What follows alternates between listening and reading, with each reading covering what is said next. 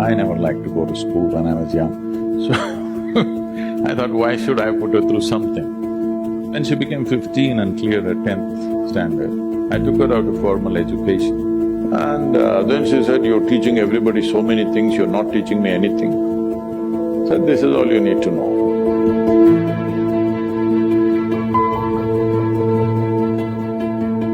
I had enough on my hands, so I never intended or thought we should have a child of our own. But my wife said at least one. I said, okay, one, only one. So that happened, and from the age of…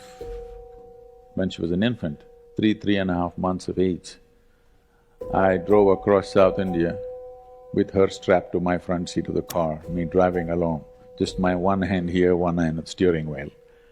This was the time we were building Isha Foundation, so I traveled extensively, and she was traveling with me when she was 3.5 months old infant. So first 4 years she grew up in the car with me and in many people's homes. So she met thousands of people and she learned how to become a part of any home, anywhere, whether it's the most affluent home in the world or, a tribal home where just about anywhere I stayed, I made sure that she was exposed to everything. I didn't want her to develop prejudices or privileges of, choices of where to be and where not to be.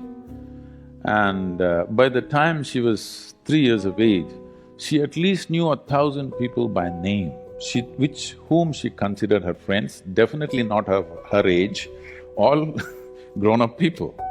So the tremendous exposure to people, and I thought I won't send her to school because I never liked to go to school when I was young.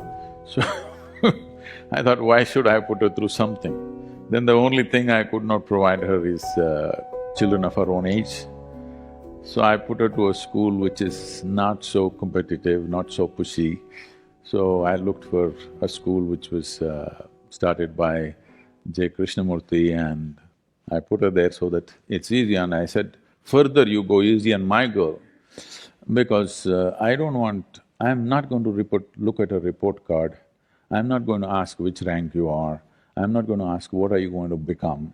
So don't have to bother about her marks, her academics. If she plays, if she eats well, I'm happy, she's growing up, she must eat well. If she plays well, if she laughs, if she sings, if she dances, I'm fine. I'm not concerned about this because when I was in school, every test, I was very consistent. I always got 6 zeros because I never wrote a word on any page. If they insisted, I wrote my name, otherwise I wouldn't write. When the final exam came, I only worked for 35 and I always got 35, 36, I just calculated. I've never sat in an examination hall beyond 30 minutes. First bell, I'm always out. And I just calculated for what it takes to move on with my friends to the next class, and that's all I did. Why I'm saying this is, this whole thing I used to watch as a child. When the report card came every month, some children are crying in the classroom because they've got not the marks that their tiger parents want, and some are strutting around because they are first or second or whatever. Whenever the teacher gave me the card, this report thing, I just took it and gave it to my father. I never ever opened and saw, because I thought this is a transaction between the teacher and my father. I don't want to intrude and see what is going on there. So I particularly requested the principal of the school, don't worry about my girl's education, I just want her to be with children of her age group. She eats well, just make sure she eats well, that's my only concern. She eats well, she's playing, she's laughing, she's jumping and dancing, I'm fine with this. So when she became 15 and cleared her 10th standard, I took her out of formal education, and because it was her mother's dream and the girl also was very interested, I put her into dancing and she went into Bharatanatyam, and now she's one of the upcoming artists in the country. So I never treated her as a child, first thing. From the age of 2, from the time she started speaking, I always treated her as an equal, as an adult. I put whatever we're building a foundation, it's run by volunteers. Volunteers means we're doing variety of work. We're running businesses, we're running major projects and activity across the globe. None of them, except a few who teach, none of them are trained for their job, okay? Because I can't wait and pick somebody from IIT or IIM or something. Those who get rejected by all of you, probably they come to me. Whoever comes, I take them and put them into this job, that job, all kinds of jobs. So what can be done with one word? I have to speak 100 words to make them understand, for them to stay on the job, to remain committed, to keep it going. And because they're volunteers, you can't fire them. You can't fire them for inefficiency or this or that. So whatever problems in the organization, in the management, in individual people's problems, adult problems, all kinds, I always, once in a way, I gave her one of the problems and said, "What is it?" She used to come out with incredible, her own childlike solutions, sometimes perfect solutions, sometimes something wacky.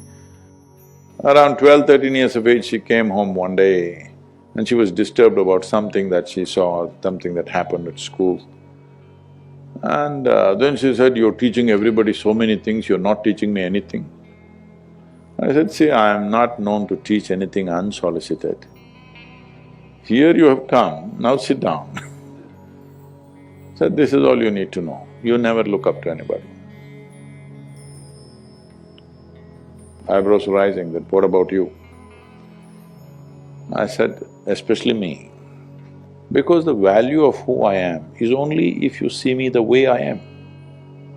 If you look up to me, you will nail me to the wall and maybe smoke me, light an incense or put a mala around me and forget about me. This is not going to change your life in any way. You must just see me the way I am. You must see me just for what I am, then I'm of immense value to you. But if you look up to me, you will miss it. So never look up to anybody, never look down on anybody. If you do this one thing, you will see everything just the way it is. Only if you see things the way they are, you can navigate effortlessly, isn't it so? This is so with life also. Only if you see everything just the way it is, you can navigate through life effortlessly.